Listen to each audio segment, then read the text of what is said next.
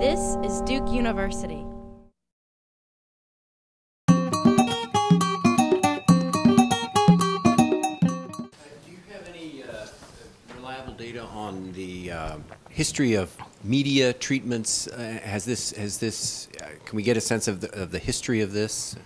Yeah, you mean in terms of content? Right. Yeah, we don't. I know that the Pew Research Center has their Center on Journalism that tracks, I think, some of this stuff, and I believe that I saw that they had a report out that's tracked this. I know the Center for American Progress, which is a more progressive sort of think tank in D.C., has put out a thing tracking kind of media coverage of it as well. Those are the only two that I know of that's done it. We haven't done it though. Yeah. Does Islam as a religion promote proselytization? And is that on? Yeah. And to what extent do Muslims try to proselytize people of other religions? Right. So let me say clearly, I'm not a scholar of Islam, and so my role is sort of to know what American people think about that. We actually haven't asked a question about whether proselytization is an issue, in the U.S. context. My guess would be that it may not be such a huge issue. I mean, given that.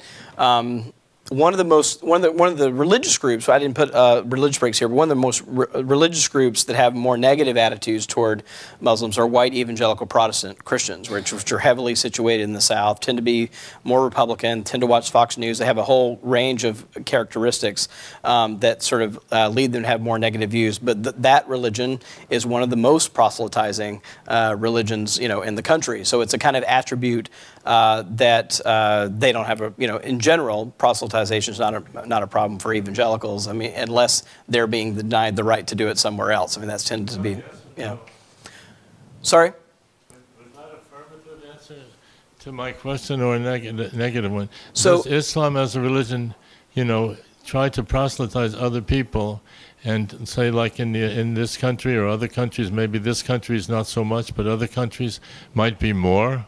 Proselytization? Yeah. So that's not a question I think I can answer from the public opinion data, but I'm happy to pitch it to Imam Antepli if he wants to answer that. Yeah. Yeah. Okay. Sure. Okay. So we'll come back. Yeah. Yeah. First, have you seen a lot of change in these numbers over time? Yeah, not a lot. On all these different categories. Yeah, the ones that we've tracked, like the ones that I know we have solid data on, like the Sharia law question about whether Muslims really want to institute Sharia law in the U.S. The numbers have moved a little bit, but not a lot. They're fairly steady. Knowledge about Islam, totally flat over an 11-year period since it was first asked in 2002. About the temperature. Yeah, the temperature stuff really hasn't moved a lot either. The question on violence, whether Islam is more likely to be violent, again, about 4 in 10 over about a 10-year period. They've been fairly flat. Do you have pre-9/11 numbers? We don't. There's been very, very few people who were asking about this before 9/11. Most of the numbers began in 2002. Yeah. And on the Sharia law question, what you just said was different than what was on the slide, because you said, do they want to impose Sharia law in the U.S.? Is that what the survey question is? The longer question, specifies, in the U.S. as the law of the land in the U.S. And one last question. Yeah. You used the term American Muslims, and how do you decide to do that as opposed to Muslim Americans? Because we usually talk about African Americans, Irish Americans, Italian Americans. On Judaism, sometimes you hear people say American Jews, sometimes it's Jewish Americans. But how do you make that distinction? Yeah, it's a really tricky, question. We actually did some looking at this in focus groups where we tried it out both ways and sort of just see if people had a different reaction to it. In our early analysis, it sort of went right past people. Like, they didn't seem to affect their opinions. It didn't seem to do it. So we've sort of picked our poison and went with American Muslims and tried to be consistent with it throughout. Yeah.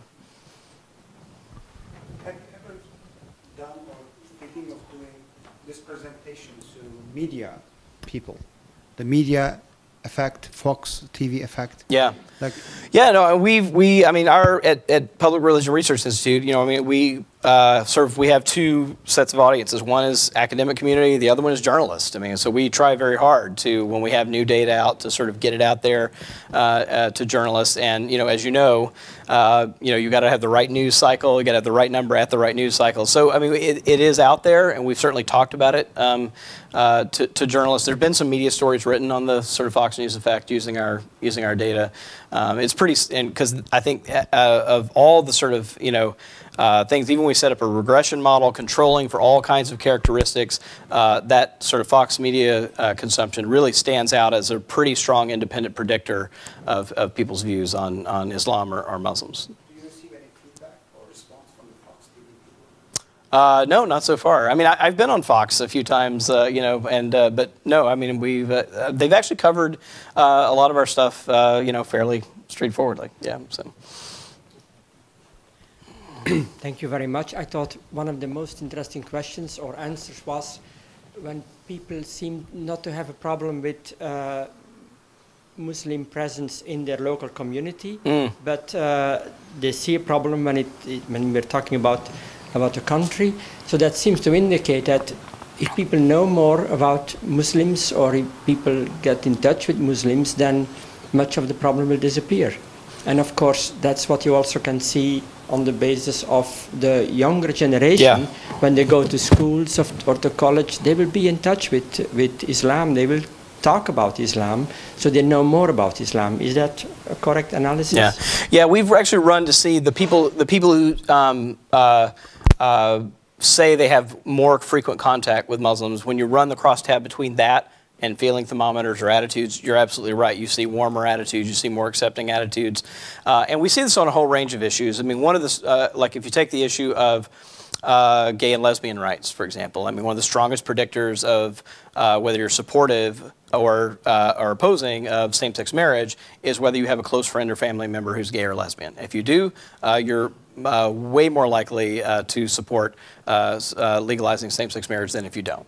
And that's also one of the reasons why younger people are off the charts more supportive than older people are, because they're much more likely to know someone in their kind of close friends or family who's gay or lesbian. And I think similarly, this holds true for Muslims.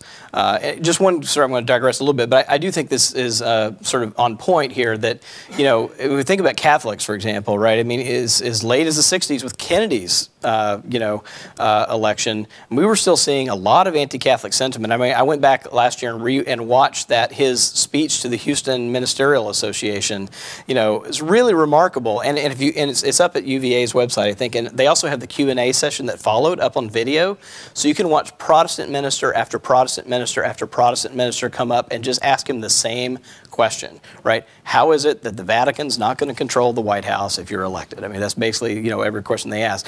And with his election, I think it really did change people's perceptions. It wasn't a magic wand, but it was a real watershed moment in the beginning to shift people's attitudes toward Catholics. And now, like, you look at those favorability numbers for Catholics, I mean, they're way up there, one of the warmest groups that people think about.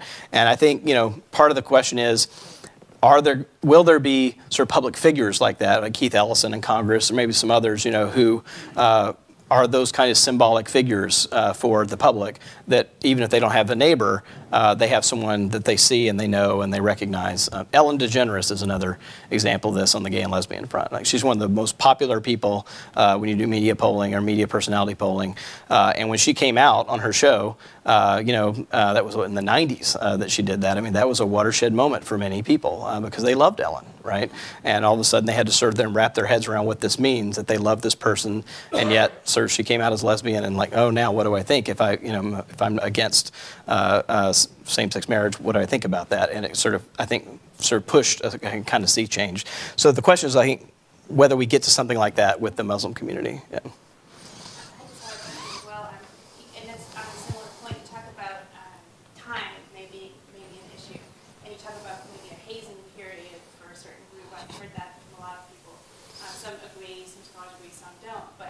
Seems that with those large news numbers for support of Islam and Muslims, and the further we get away from 9/11, maybe we just need to wait a couple of years until that generation grows up, that generation, some don't even remember, because 9/11 seems to have had a lot of impact on people's attitudes. And just the general tolerance that people have for the gay and lesbian community, African Americans, for other minorities. Yeah. It seems that the needle could move. Right. Well, it's interesting. I mean, as a, public opinion researcher, I feel like everything I say ought to come with that thing you see on your retirement plans that says, past performance is not a predictor of future success on your retirement plan. And I with that caveat said, you can sort of look at certain issues and look at the generational breaks as if, to sort of tease out, if you can kind of use that as a crystal ball to look into the future, to kind of what's going to happen as an older generation passes from the scene and a new one's coming on in force. I mean, the other thing to say about the younger generations, they are big. Like, there's a lot of them. It's a very big generation coming of age and coming of voting age and really influencing kind of not only politics but culture in the country. And I think it's really important to sort of see that. And one way you could do that is that if you look, for example, at abortion, right? The younger generation is no more liberal on the issue of abortion than their parents or their grandparents are, right? So you can expect, like, so if you want to kind of run this exercise, that means we just had the 40th anniversary of Roe v. Wade, right, this past week. That means that debate is here for a long time, right? Because the newer generation is not really in a significant, they're as divided as everybody else on this issue. But if you look at things like this, like pluralism, acceptance of Muslims, gay and lesbian issues, there's a linear relationship between age and those things. I would say it's at least probable, right, that with time comes sort of, the rest of the country looking more like that younger generation.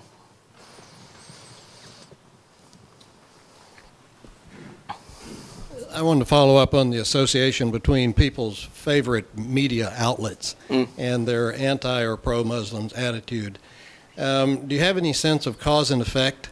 Is it that yeah. good, you knew somebody was going to ask that. Is it that watching Fox causes or moves people in one direction, or do people who are so inclined choose to watch Fox? Yeah, no, this is a great question.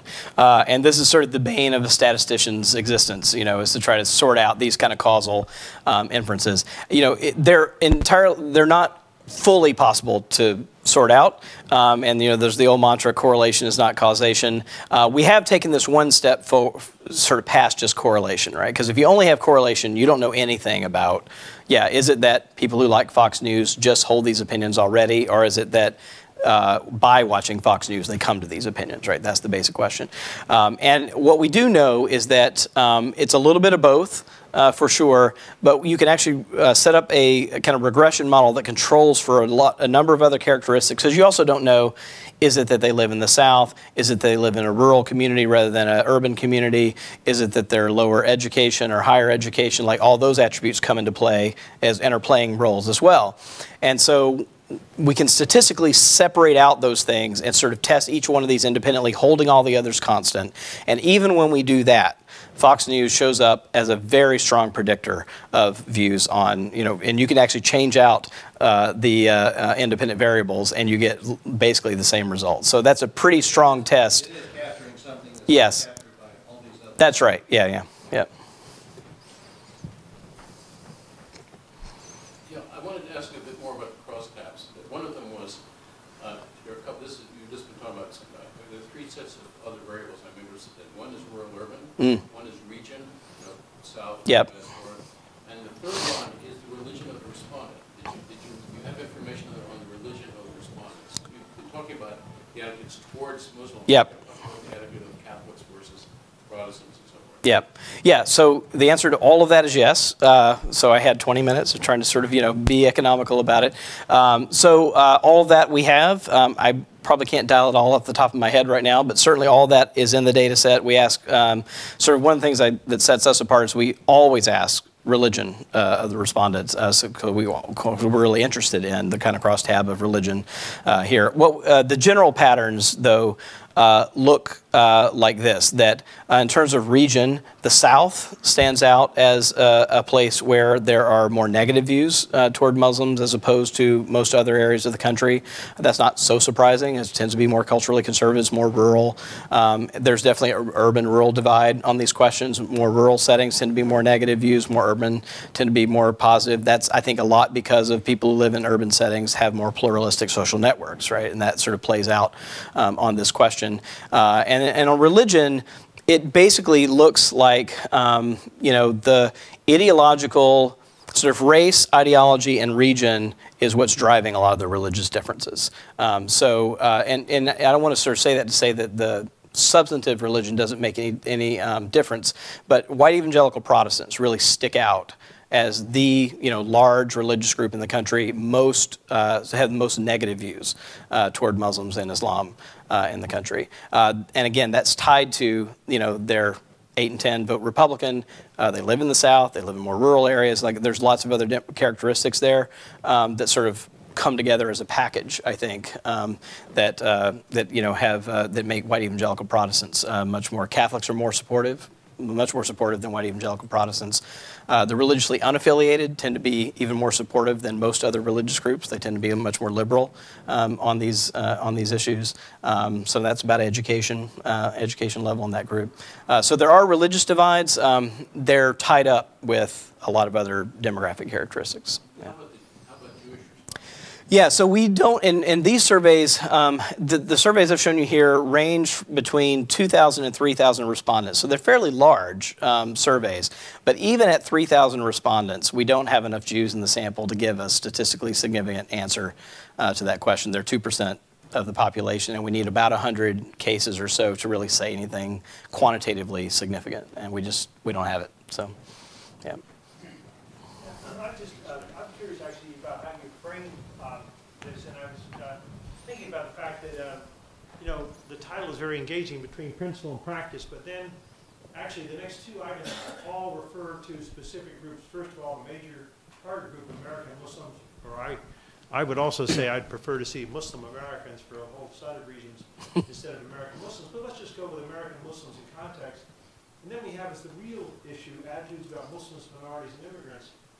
And I kept thinking, gosh, wouldn't it be interesting if the principle, which I think is really the principle, is religious liberty, pluralism, and if it was really attitudes about Muslims, religious liberty, and pluralism, and Muslims compared with other groups where they're all going to be negative at some level. It's going to be minorities, they have a problem with majorities, immigrants, they're not real stakeholders.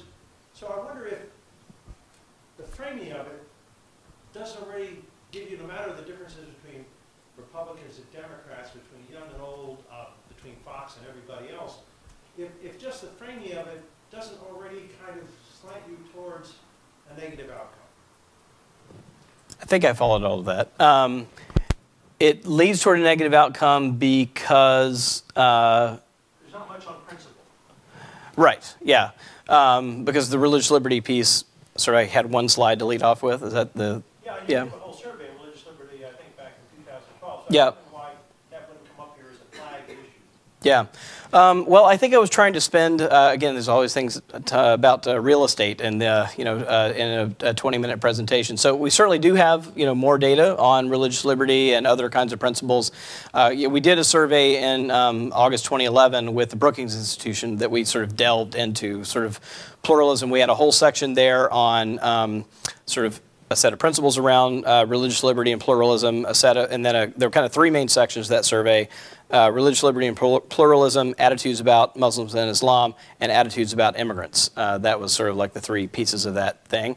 Yeah, there's more there, so I could have brought it in, but I think just for economy, I tried to concentrate more on giving the lay of the land of where, and I actually wasn't thinking about it too much, about like exactly whether, you know, it was tipped more in the negative or positive. I mean, I tried to sort of do a little bit of both here. And I think at the end, you know, when I was talking about the generational piece, the kind of places, you know, the majority saying, you know, the place for that Muslims have an important place in the U.S. religious landscape, that I think there are some sort of openings there for you know, the picture not to just be sort of a dark one for kind of Muslim integration into society. But what's interesting to me, I think, as a researcher, is that there is this large gap between, I mean, we're talking about 85% of people supporting these principles, right?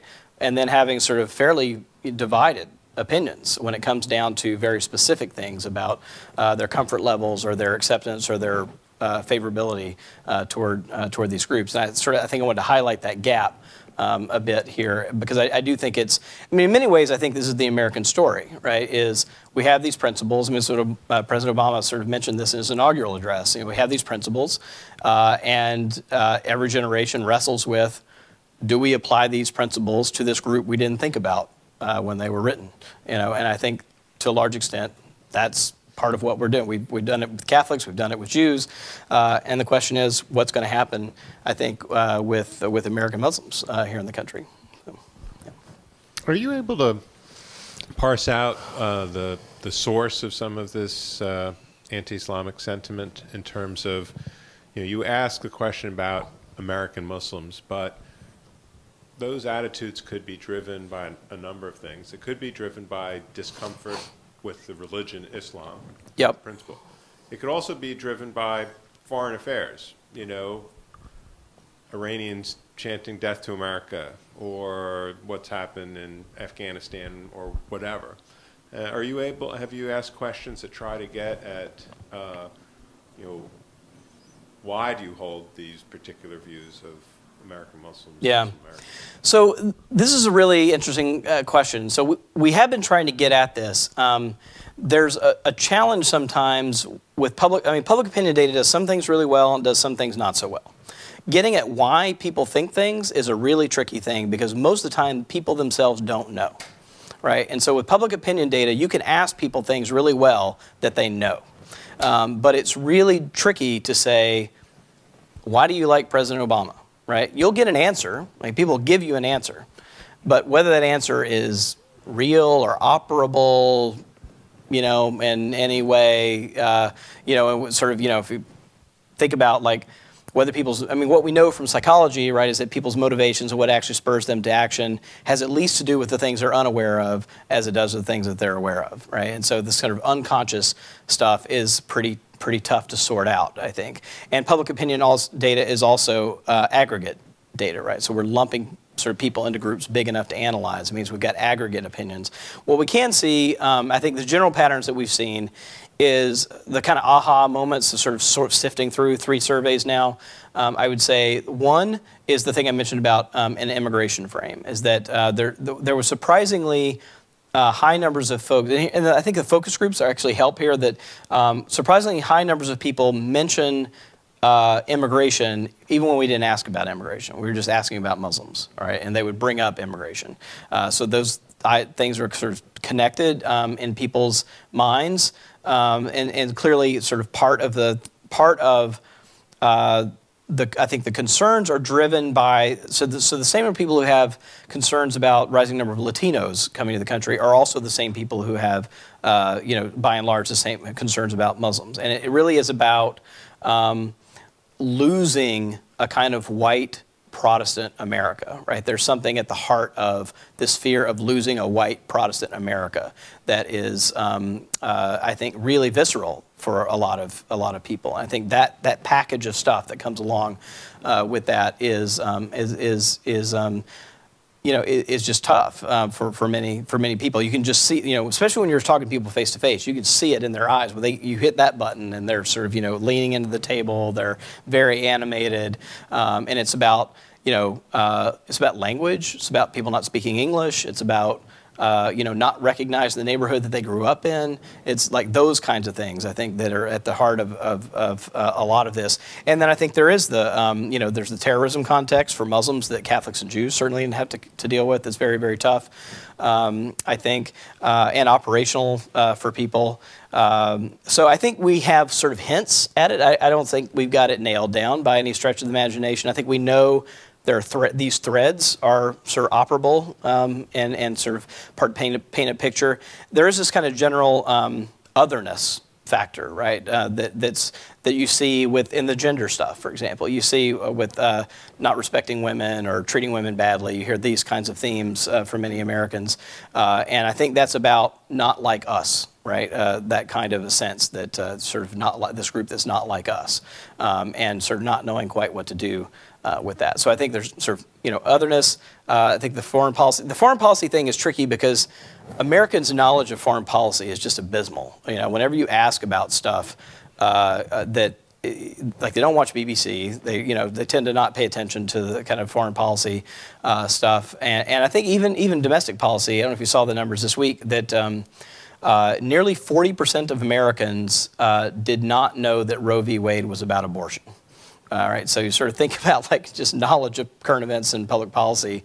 It's pretty thin sometimes, in awareness of things outside the U.S. borders. But I think going back to, I think there is a kind of package of stuff that we know something about that's driving some of the sentiment that we're sort of slowly getting a little bit of a handle on. And I think it's not so surprising once you get it, but I think you can actually see those patterns, in the data.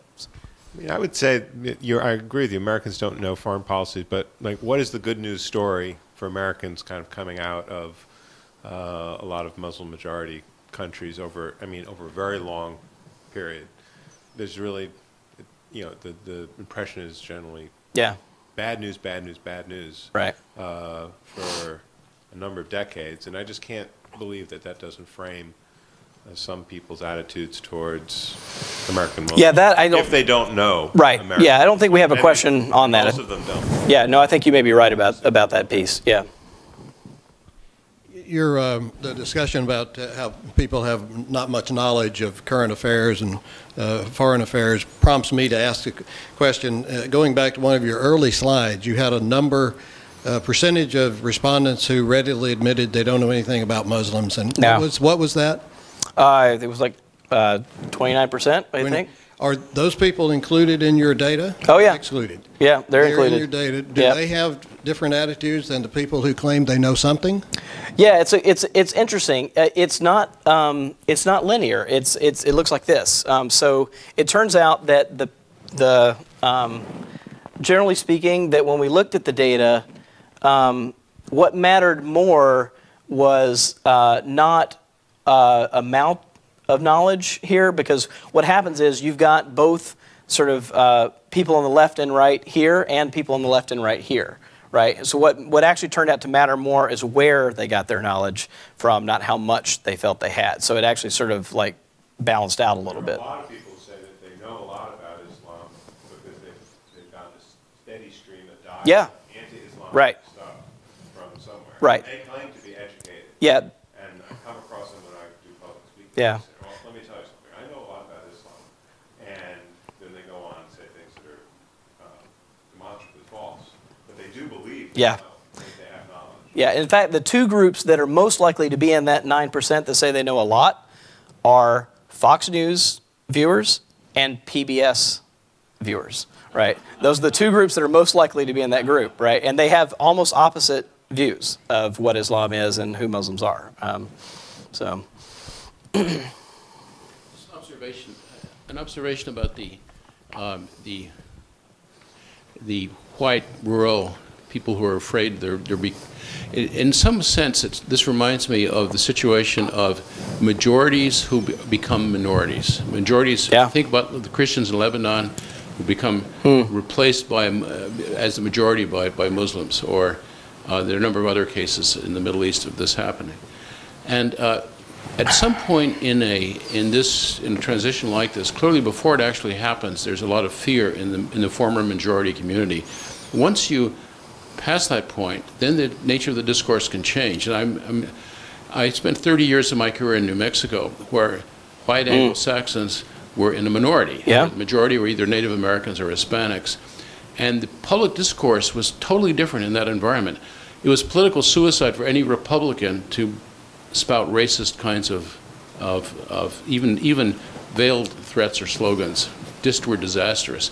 So the discourse of Republican candidates for public office was extremely tolerant. Very different from the Republicans in the Deep South, who were pandering to these fears and so forth. So I guess the question there is, do you think that at either regionally or in the long term, there will be some tipping point when Muslims and other, quote, minorities, when the white majority becomes no longer the white majority, which in many of our school systems is already the case. There'll be a tipping point at which point the nature of public discourse will switch. It seems to me that this last election suggested something like that with respect to immigration law. It's clear now that if the Republicans keep banging on the Hispanic community, they don't have a future, so they have to really change their position on amnesty and things like that. So there's some kind of tipping point may have appeared with this election, but that's part of a larger process of majority-minority relations. I wonder if you can comment on that. Sure. No, this is a great point, I think. We, you know, I put out a chart from our organization about the election, right after the election. What we did is we broke down the vote for Romney and Obama by religion and by age. All right. So, and what we did is we sort of had generation on each row, and we had sort of a ribbon chart of kind of the religious breakdown of each generation and how they voted. And so and then what we did is we overlaid, so that was like a generation, a kind of religious landscape chart, generations on each row, and the percent in each religious group in that generation.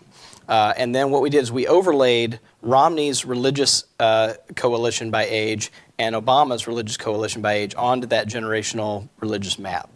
And what you saw there is that if you look at Obama's coalition, people who voted for Obama, his coalition looks like 30-year-old America by religion and by religion. So his religions, and what it means is that basically he only had 35% of his coalition was white and Christian, right? And the rest of his coalition was something else. So it was Latino and Christian, it was Asian and Christian, it was non-Christian, it was unaffiliated.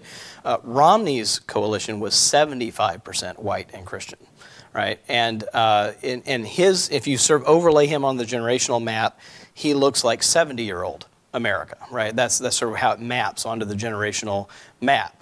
And we called the chart the end of a white Christian strategy because it sort of, I think this election really did show that, and I think this is part of a tipping point kind of thing that, and this is, I think it wraps up immigration, but this is the last election where one political party could rely on enough white Christian votes to put them over the top. Right, because Romney got all the white Christian votes he was planning to get. White evangelicals supported him as high as they did George W. Bush, for example. Despite all the worries about evangelicals and Mormons, they turned out in high numbers. They voted for him at record levels. Romney won the white Catholic vote fairly handily as well. But all those white Christian votes just weren't enough to sort of put him over the top. And that's kind of the first time that's been true.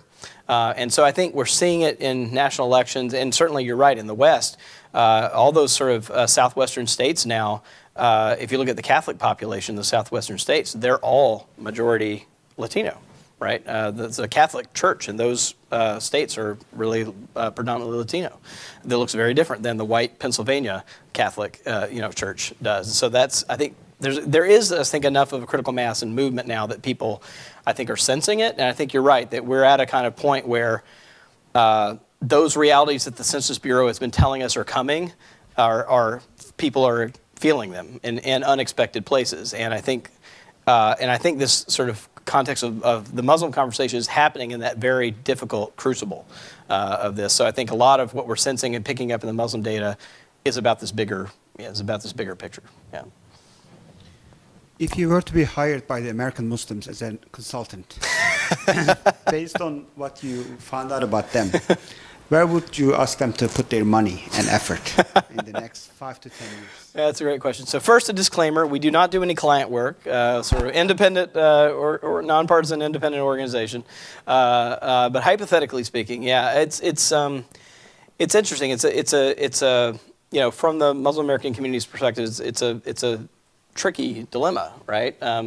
Because you can't really just say, well, more Muslims should move to Missouri, right? That'd be one way of handling it. That's not really going to work. So, I think it is about public media presentation. Some of it's like that. It's about pop culture. Who are those cultural icons? Who are the Ellens? Who are the, are those people that people can, if they're not going to get a Muslim neighbor, they can get, a Muslim that they see on TV that they really like. Yeah, right. All right, we should get that on camera. Yeah. Yeah, I just have one follow-up question. I was really thinking carefully about that diagram when now looking at it. I think that's one of the more curious blanks I've ever seen. I know it's got words and numbers there, but I consider it a blank. because when I've done some of my own survey work, I've usually found out when people say nothing at all, it means nothing at all that they want to mention. So I would say, and I don't want to be categorical or dogmatic about it, neither one of those are characteristics of me, but I want to say that I am deeply skeptical that anybody in 2012 knows nothing at all about Muslims, religious beliefs or practices. So I was wondering if it's, I know it's a lot harder to calculate it, tabulate it, but could you ask a question like when I mention Islam, what's the first thing you think of? Mm-hmm. Or when I say Muslims, or is there such a thing as a Muslim hero? And God forbid what the answer might be if you said, who's the Muslim villain? Well, it used to be OBL and now it's Obama. You know, yeah. I mean, so you have always very open-ended possibilities, but it seems to me that you almost need to sort of put that needle in there, put that thought in front of the questionnaire, the person you're questioning, in order to get some response other than what I really find unbelievable, that 29% of the group knows nothing at all about Muslims. Yeah. Yeah, I mean, you're totally right about these. These questions are, you know, these kinds of questions are in many ways blunt instruments. And this is, I think, one way you've pointed to it is to get at it is exactly right. You could ask an open-ended question, sort of get some answers. You could ask, you know, a set of knowledge questions about basic practices, you know, about prayer or, you know, Friday services. You could ask, you know, a number of kinds of things to see if people know or could name, you know, the 5 pillars or something like that, and just see how far people got. It's another way of measuring knowledge. So I agree. So we could get, it'd be great. So I would put that in the great ideas for further research column. You know, that you do it at the end of every paper. I think it's totally right. I don't pretend that we've got this all nailed down by any stretch. One thing I think it does tell us, though, I'll give you an example of church attendance. So we every survey of research that studies religion asks about religious attendance. Aside from weddings and funerals, how often do you attend religious services? More than once a week, a few times a month, a few times a year, seldom, never. That's the question. We know that people lie on that question, right? 45% of the country says they're in church at least once a week or more. All right, there are not enough pews. We know this for a fact. There are not enough pews in the country. And this is true, like that number does not move. Like you can ask it, you know, any month of the year for years on end, you will get about 40 to 45% of the country saying that they attend religious services. And we know that that's overestimated. The best estimates are probably about a factor of 2. So there's sort of over-reporting by a factor of 2. So, all right. Do we take that with a little? So we take that with a little bit of a grain of salt. But what it does tell us, though, is that this person thinks of themselves as someone who goes to church once or twice a week, even if they never do, right? And so it still turns out to actually be kind of a predictive variable for a whole range of things. I think this one's a little fuzzier than that, but you know, so we know something. I would love to know more, but I think some of this, you know, knowledge is they consider themselves, basically I think what you would read here is not to read this literally, but you would read this, they consider themselves to be woefully underinformed about Islam, right? They put themselves in the nothing at all category. I think you're totally right. I mean, it's not like no one's never heard the term, you know, Muslim, but I think they're putting themselves there as someone who feels like just, yeah, no, I know really nothing at all, right? In more of a colloquial sense than a literal sense. And so it gives us a group of people, I think, who at least categorize themselves that way, even if it's not literally true.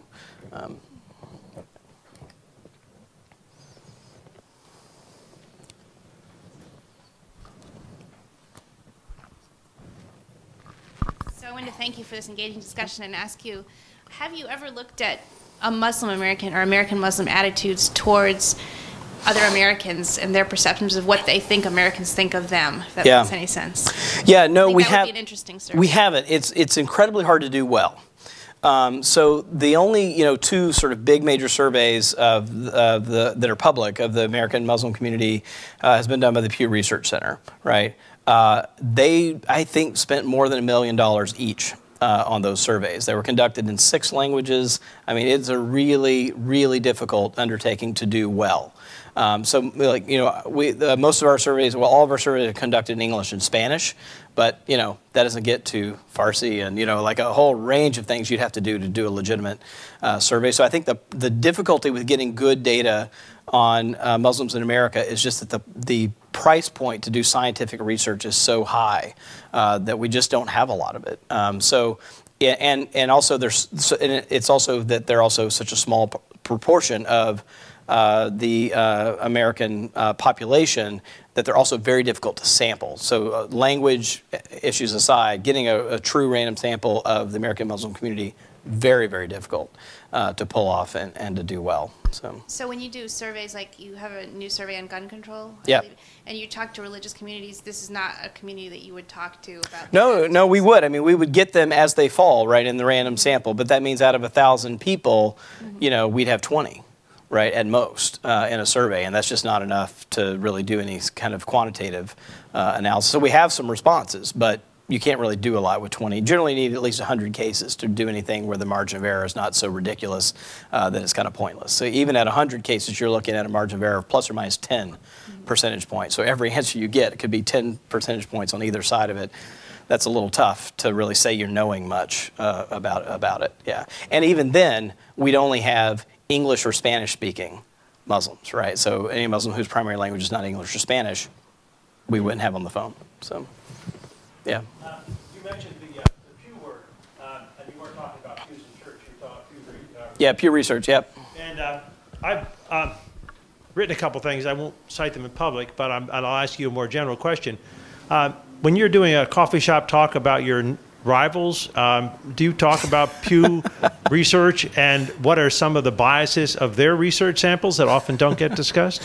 No, I mean, so, you know, PRRI and Pew are in very similar space, you know, and I think are, you know, sort of friendly rival. We've presented papers, though, together at academic conferences with researchers at Pew, and we have a very, you know, collegial relationship. But I mean, you know, by and large, I mean, I certainly would say that, you know, we trend our data to Pew's data often when we don't have a trend that goes back far enough, and they do. So I mean, it's certainly, you know, pretty reliable data. I mean, if maybe you want to say a little bit more about, I don't know if you've got, yeah.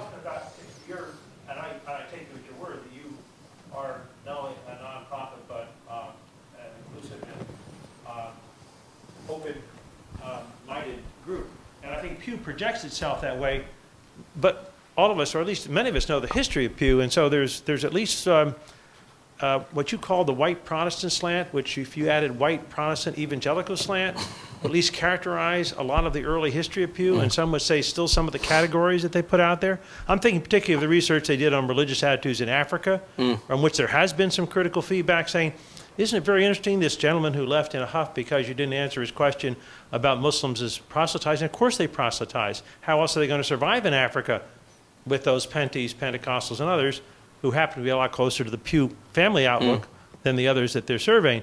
So I was just curious if you sense that even with the goal of objectivity, or at least a neutral, open survey of the evidence, there isn't a slant in the way in which Pew does it that does intrinsically favor what, after all, was the founder's wish, a Protestant, white, evangelical world. That's a trick. Yeah, here's what I would say. I would say that what is most important, so both Pew and PRRI are members of this thing called the Transparency Initiative, the American Association of Public Opinion Research, and what it requires, you know, is that is like very high standards of transparency that involve, for example, in every survey we do, every survey Pew does, you know, you can actually download the entire the entire questionnaire that includes like every single word that the interviewer said in the order that they said it. So everything from hello, I'm calling from, I'd like to speak to, you know, like it starts there and then it goes into the questions.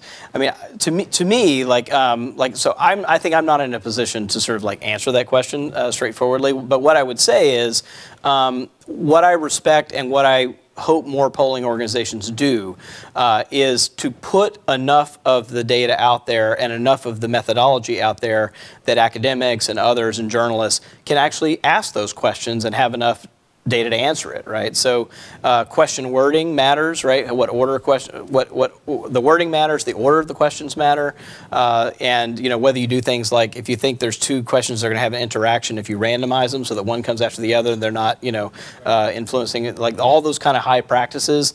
I generally see in Pew's work, we strive to get in our work. That's where I think, you know, the bar is set, and then, you know, I think we'll leave it to all of you to judge us on how close we came to the bar that we've tried to set for ourselves. So.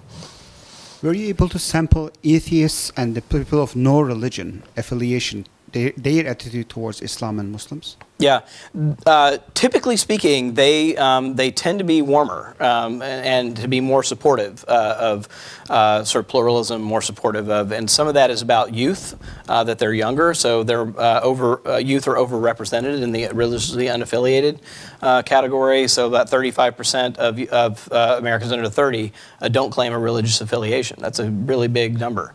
It's 19% in the general population, 35% among people under 30, and so so all the kind of attributes of youth kind of come along for the ride.